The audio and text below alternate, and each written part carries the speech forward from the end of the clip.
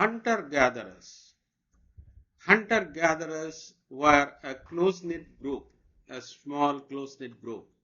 So communication requirements were within the group alone, or maybe during the occasional fight with the neighboring tribe.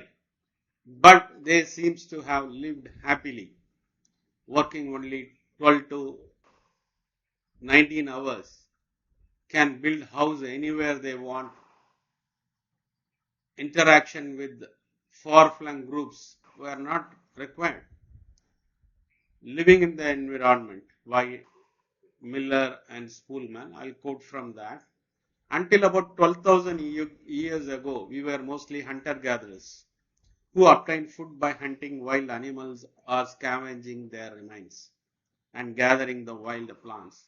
Early hunter-gatherers lived in small groups and moved as needed to find the enough food for survival. These hunter-gatherers generally had sustainable, low-impact ways of life because of their relatively limited numbers and modest resource use per person.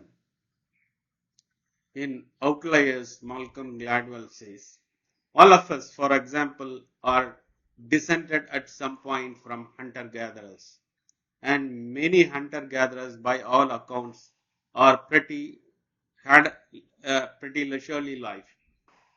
The Kung businessmen of the Kalahari Desert in Botswana, who are one of the last remaining practitioners of that way of life, subsist on a rich assortment of fruits, berries, roots, and nuts, in particular the mongongo nut, an incredibly plentiful and protein-rich source of food that lies thick on the ground.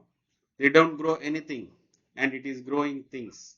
Preparing, planting, weeding, harvesting, storing, that takes time. Nor do they raise any animals. Occasionally the male kung hunt, but chiefly for sport.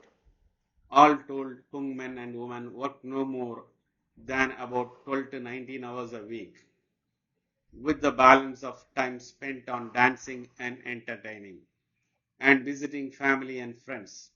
That is at the most 1000 hours of work a year.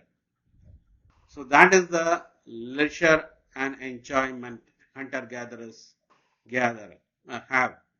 They work 18 to 19 hours, not in a day, which we mostly do, but in a week, 1 week, and rest of the time is for socializing.